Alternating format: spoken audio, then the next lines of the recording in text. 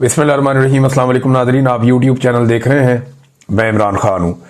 सबसे पहले तो पाकिस्तान तहरीक इंसाफ ने आज अपना इम्तिहान पास किया। तहरीक इंसाफ के जो अरकान असम्बली हैं बड़ी तादाद में हाई कोर्ट्स के बाहर गए, वहाँ पे उन्होंने एहतजाज किया इमरान खान साहब की रिहाई के लिए। और मामला ये है कि हाई कोर्ट्स में इमरान खान साहब के केसेस लगाए नहीं जा रहे। जब इमरान खान साहब को सजाएं सुनानी थी तो आधी आधी रात तक अदालतें लगाई गई। जेल के अंदर जो है वो जजों को पहुंचाया गया। पूरा सिस्टम इसी काम पे लगा हुआ था कि जल्द अज जल्द सजा सुनाई जाए, ताकि जितनी इमरान खान को सजा सुनाएंगे उतनी लोगों में मायूसी होगी और लोग वोट नहीं डालेंगे। लेकिन फिर लोगों ने मुस्तरद किया उस सारे जुल्म को और बर्बरियत को, और लोगों ने बाकायदा निकल कर वोट डाले और 8 फरवरी को सारा नक्शा बदल दिया। अब उसके बाद से ये निजाम इमरान खान साहब को अंदर रखने के लिए तमाम हरबे इस्तेमाल कर रहा है। पाकिस्तान का आइन भी तब्दील कर दिया, वहां पे आईनी अदालतें भी बना दी, पाकिस्तान की पार्लियामान पे कब्जा कर लिया गया, सारे के सारे स्ट्रक्चर को और निजाम को तब्दील कर दिया गया, बैनुल-अक़वामी सतह पे कंप्रोमाइजेस किए गए, पाकिस्तान के अंदर मादनियात तक अपनी जो है वो गिरवी रखने का फैसला कर लिया गया। ये सारा कुछ सिर्फ इमरान खान को जेल में रखने के लिए किया जा रहा है। तो क्या इतने आराम से इमरान खान साहब को छोड़ दिया जाएगा? इमरान खान साहब के जल्द और आराम से छूट जाने का एक ही तरीका है कि इमरान खान साहब वो कंप्रोमाइज कर लें जो उन्हें करने के लिए पाकिस्तान के अंदर एस्टेब्लिशमेंट मजबूर कर रही है। अगर वो ये कंप्रोमाइज नहीं करते तो फिर उन्हें एक अवामी तहरीक चाहिए होगी, एक ताकतवर अवामी तहरीक, जिसके नतीजे में बैनुल-अक़वामी दबाव बढ़े और इमरान खान साहब बाहर आ जाएं। लेकिन अच्छी बात यह है कि लोगों ने यह साबित किया कि वो फसाइयत के सामने झुक नहीं रहे।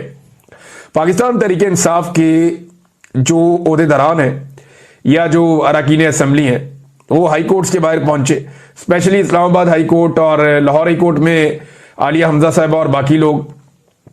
तो केसेस लग नहीं रहे। आज केस लगना चाहिए था इमरान खान साहब का, जो वादा किया था इस्लामाबाद हाई कोर्ट के कायम मकाम चीफ जस्टिस, जिन्हें लाहौर से स्पेशली लाया गया था डोगर साहब को इसी मकसद के लिए कि एक ऐसा जज इस्लामाबाद हाई कोर्ट में पहुंचाया जाए जो इमरान खान साहब के लिए किसी किस्म का भी जो है वो रिलीफ ना दे। और यानी एक्चुअली तो इमरान खान साहब को टैकल करना था। तो जज पहुंचाया गया और एक जूनियर जज को लाहौर से इस्लामाबाद पहुंचा के सीनियर बनाया गया और फिर उन्हें कायम मकाम चीफ जस्टिस बना दिया गया। अब वो कायम मकाम चीफ जस्टिस केस लगने ही नहीं दे रहे। वादा किया हुआ था, इस हफ्ते का फिर नहीं लगा और अब एक नया वादा कर लिया उन्होंने। और उन्होंने क्या किया, उनके दफ्तर ने एक वादा किया है। इस एहतजाज के नतीजे में इमरान खान साहब की बहनों ने और बाकी लोगों ने क्या कहा वो बाद में बताता हूं, लेकिन जो एक बड़ा इंपॉर्टेंट स्टेटमेंट है ये साकिब बशीर साहब का है। साकिब बशीर साहब कोर्ट्स को कवर करते हैं, बड़े सीनियर जर्नलिस्ट हैं, और उन्होंने एक जुमले के अंदर ना ये सारी कहानी बता दी कि एक्चुअली होने क्या जा रहा है। देखिए, गौर करें आप कि 5 तारीख दी है अब, और वो भी चीफ जस्टिस ने नहीं दी, चीफ जस्टिस के ऑफिस ने दी है, लतीफ खोसा साहब को और बैरिस्टर गौर साहब को। और 5 तारीख को जब आप आएंगे तो फिर इमरान खान साहब का केस लग जाएगा। अब ये ऑफिस कह रहा है, चीफ जस्टिस नहीं कह रहा। मुमकिन है उस दिन चीफ जस्टिस छुट्टी पे चले जाएं। और याद रखिएगा, ये डबल बेंच का आखिरी दिन होगा, उसके बाद डबल बेंच नहीं बैठना। तो ये फिर हंगामी केसेस तो लगते रहेंगे, लेकिन छुट्टियों पे चले जाएंगे सारे जज, फिर मामला खत्म हो जाएगा। लिहाजा इमरान खान साहब ऐसे बाहर तो नहीं आते। अलीमा खान साहिबा से जब ये पूछा गया कि क्या इमरान खान साहब ईद से पहले बाहर आ जाएंगे, क्योंकि बहुत सारे लोग ये दावा कर रहे थे ना, बार बार ये दावा हो रहा था कि ईद से पहले इमरान खान साहब बाहर आ जाएंगे। तो वो जो दावा था कि ईद से पहले इमरान खान साहब बाहर आ जाएंगे, इमरान खान की बहन के सामने रखा गया। अब रियल सिचुएशन तो उनके पास है, वुकला से भी पूछती हैं, पार्टी से भी पूछती हैं, इमरान खान साहब से भी वो लोग मिलते हैं। दूसरी बहनें आज 2 जाकर मिलकर भी आई जिन्हें इजाजत मिली है। यानी इमरान खान की बहन अलीमा खान को तो आज भी शायद नहीं मिलने दिया गया, बल्कि 2 बाकी बहनों को मिलने दिया गया, वो जाकर मिलकर आई हैं। वो इमरान खान साहब ने क्या कहा वो मैं आपको नेक्स्ट वीलॉग में सारी तफसीलात आपके सामने रख दूंगा। इकट्ठी सारी हम कर लेते हैं कि क्या क्या इमरान खान साहब ने कहा। लेकिन अलीमा खान साहब ने कहा कि कौन कह रहा है जी कि इमरान खान ईद से पहले बाहर आ रहे? उन्हें बताया गया जी बैरिस्टर गौर ने कहा। तो उन्होंने कहा पता नहीं बैरिस्टर गौर कहां से ये खबर ले आते हैं या लाते हैं, कोई रिहाई इमरान खान साहब की नहीं हो रही। केस लगेगा तो रिहाई होगी ना, केस ही नहीं लग रहे तो रिहाई कैसे होगी? अब 5 तारीख दी गई है, 5 तारीख को फिर डेट मांग ली जाएगी तो फिर रिहाई नहीं होगी। और 5 तारीख को क्या गारंटी है कि जजेज आएंगे और बैठेंगे और 5 तारीख भी मिल जाएगी? इसकी गारंटी कोई नहीं है। वैसे तो इमरान खान साहब जो हैं वो आधे घंटे का काम है। अदालत अगर केस को सुने और इंसाफ करे तो आधे घंटे में इमरान खान साहब की रिहाई हो जाती है। ये इमरान खान साहब की पार्टी के तमाम लोग, उनके वकला, उनकी बहन, ये सब लोग ये कहते हैं कि ये बहुत आसान है। अच्छा जनाब, अब साकिब बशीर साहब के बकौल अगर नैब थोड़ा सा टाइम मांग लेना, ऐसे ही कह दे जनाब हमें एक पेशी और दे दें आप, या हमें एक मौका दे दें, हम तैयारी करके आ जाते हैं, तो बस इतना ही काफी है, इतना ही काफी है। और फिर इमरान खान साहब की ईद भी अंदर गुजर सकती है और उसके बाद वाला टाइम भी अंदर गुजर सकता है। नाज़रीन, इमरान खान साहब जो हैं वो हफ्तों का या दिनों का नहीं सोच रहे, उनकी मुझे ऐसा लगता है कि मनसूबाबंदी लंबी है। ये तासुर हर थोड़े अरसे के बाद फैलाया जाता है जानबूझकर। मैं पहले दिन से एक ही बात कर रहा हूं कि अदालतों के ऊपर से जिस वक्त दबाव खत्म हो गया, इमरान खान साहब बाहर आ जाएंगे। जिस वक्त अदालतों में इंसाफ मिल गया, उस दिन इमरान खान साहब बाहर आ जाएंगे। इंसाफ अदालतों में तब तक नहीं मिल सकता जब तक कि अदालतों के ऊपर कंट्रोल है मिलिट्री एस्टेब्लिशमेंट का, और मिलिट्री एस्टेब्लिशमेंट इस कंट्रोल को छोड़ने पे तैयार नहीं है। तो इमरान खान साहब एक बड़ी तहरीक की तैयारी कर रहे हैं कि पूरे मुल्क में बैक वक्त एक बड़ी तहरीक खड़ी की जाए। अब ये क्या वो ये कर सकते हैं कि एक बड़ी तहरीक पूरे मुल्क में इमरान खान साहब खड़ी कर दें? देखिए, पाकिस्तान तहरीक इंसाफ या पाकिस्तानी जो है वो इस तहरीक के लिए तैयार है। इमरान खान साहब बहुत बड़े रहनुमा हैं, पाकिस्तान की तारीख के मकबूल तरीन सियासी रहनुमा इमरान खान साहब हैं। वो इतने मकबूल है कि उनके लिए दुनिया की हर चीज पर पाबंदी लगा दी जाती है। हत्ता के इतने लंबे अरसे के बाद बसंत का त्यौहार मनाने का फैसला किया हुकूमत पंजाब ने, और वो भी किसी की ख्वाहिश के ऊपर किया कि नौजवानों की तवज्जो बदलें, नौजवानों की तवज्जो भटका के इधर से उधर लेकर जाए, उधर से उधर लेकर जाए, लेकिन नौजवानों की पूरी तवज्जो फिर इमरान खान पे है। अब वो इतना बड़ा ब्रांड बन गया है कि इन्हें एक के बाद एक नोटिफिकेशन जारी करना पड़ता है। पहले इमरान खान साहब से मुंसलिक एक बड़ा मशहूर गाना है नकदा कोका, उसके ऊपर पाबंदी लगा दी। तो क्या एक ही गाना है वो? इमरान खान से जुड़े हुए बेशुमार गाने हैं पाकिस्तान तहरीक इंसाफ के पास, वो आपको छतों पे सुनाई देंगे, बेशुमार गाने। आजकल तो एक वो बड़ा मशहूर हो रहा है सवाल होगा जवाब होगा, और भी बहुत सारे हैं। तो एक तो नकदा कोका पे पाबंदी लगा दी, उसके बाद पाबंदी लगा दी किसी का चेहरा और किसी की पार्टी का या कोई भी झंडे का रंग जो है वो पतंग में नहीं होना चाहिए। भाई अब सुर्ख और सब्ज रंग तो बड़े शानदार रंग हैं, इन रंगों पे भी पाबंदी लगा दी कि कोई पतंग अगर इनके रंग की होगी तो फिर कार्रवाई होगी। अंदाजा करें आप, इमरान खान का फोटो नहीं होना चाहिए। लेकिन यह पाकिस्तान तहरीक इंसाफ के लोग या पाकिस्तान के शहरी जो हैं उनके पास बहुत सारे ऑप्शंस हैं, और वो बार बार अपने ऑप्शंस पे पतंगे बना के उनको सोशल मीडिया पे लगा रहे हैं।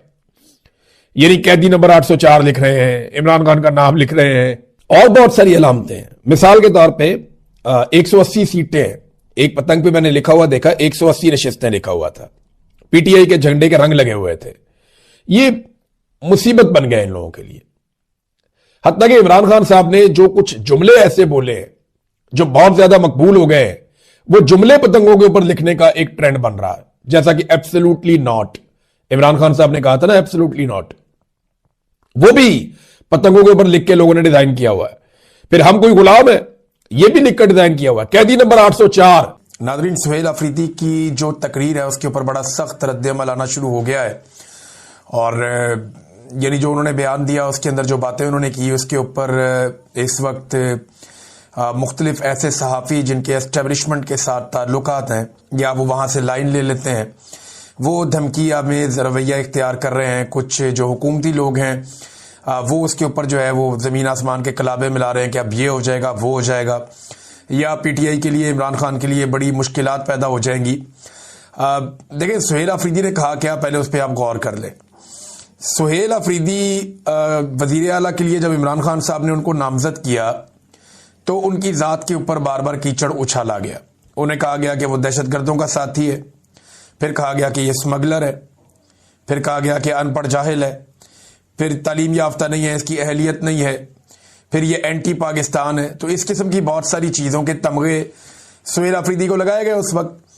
अब वो वजीर आला बन गया अवामी ताकत से, उसके बाद उसने उसका रद्द अमल दिया, और रद्द अमल देने से पहले उसने एक रिक्वेस्ट की जहां पे फायर फाइटिंग हो सकती थी कि ठीक है मैं वजीर आला बन गया, आपने बदतमीजी भी कर ली, मैं वजीर आला भी बन गया, तो अब मुझे इमरान खान से मिलवाएं ताकि मैं जाऊं और जाकर अपनी पार्टी के मामलात और अपने सूबे के मामलात को चलाऊं इमरान खान के विजन के मुताबिक। लेकिन फिर उसकी मुलाकात भी नहीं करवाई गई। वजीर आजम से उसकी बात हुई, वजीर आजम ने उसके साथ इधर उधर की बात की, उसने कहा नहीं मुझे इमरान खान से मिलवाएं। वजीर आजम ने कहा मैं पूछ कर बताता हूं।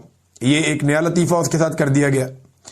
अब जब उसकी मुलाकात भी नहीं करवाई जा रही, जब वो अदालती ऑर्डर्स लेकर कानून के मुताबिक जेल में अपने लीडर से मिलने गया तो एक एसएचओ ने उसे रोक दिया, तो फिर रद्देमल तो आएगा ना। फिर जलसे में खड़े होकर उसने कहा क्या? उसने तो किसी को गाली नहीं दी, उसने किसी को धमकी भी नहीं दी। उसने सादी सादी बात की कि जनाब मैं इमरान खान को जेल में मिलने गया था और मुझे इन्होंने मिलने नहीं दिया, जो गैर कानूनी है और अदालतों की तौहीन है।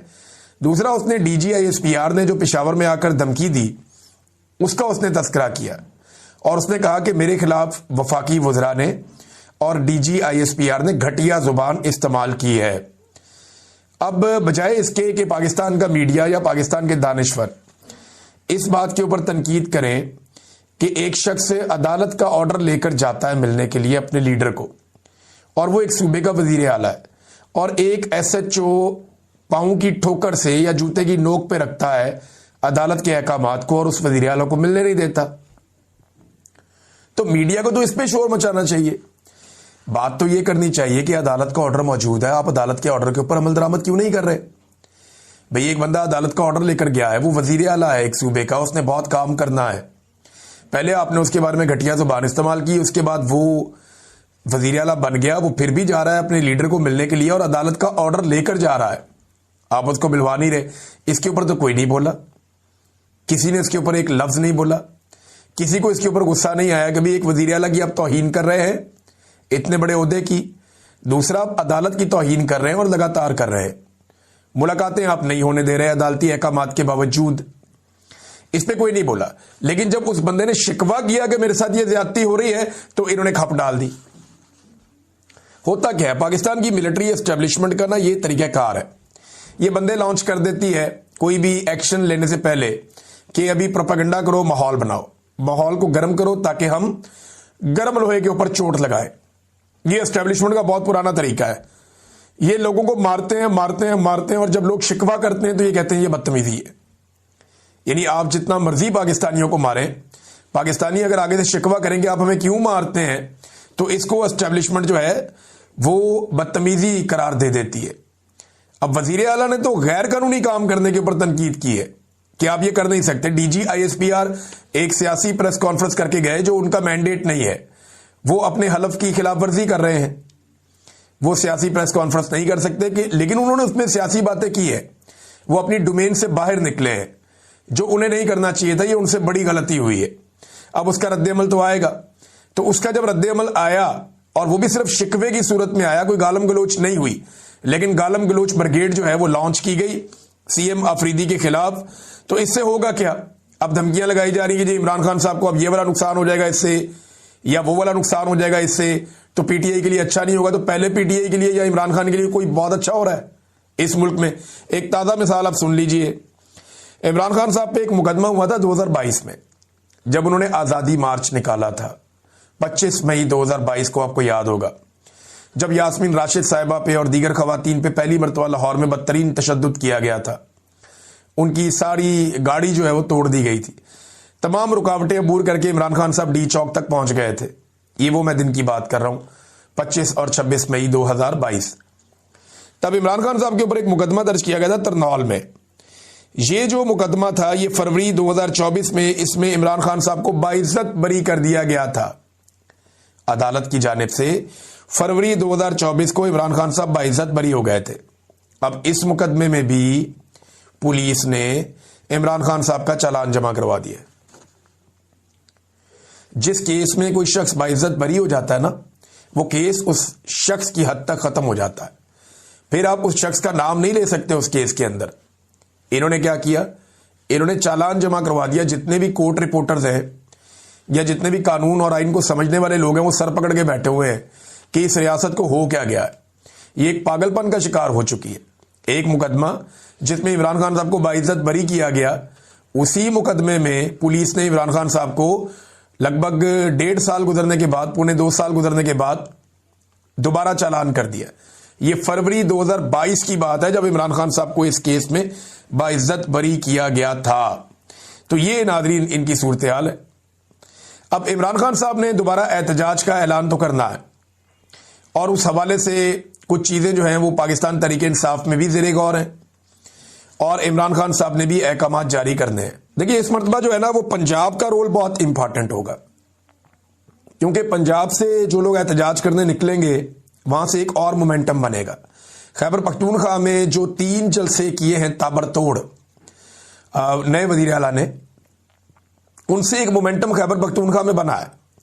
और अभी याद रखिएगा कि ये जो इजला है जहां पे जलसे किए सुहेल आफरीदी ने, ये वो इजला है जहां पे वो खुद वजीर आला मुंतखब हुए, कबायली इलाके हैं, करक का इलाका है, खैबर का इलाका है, ये उस तरफ जा रहे हैं।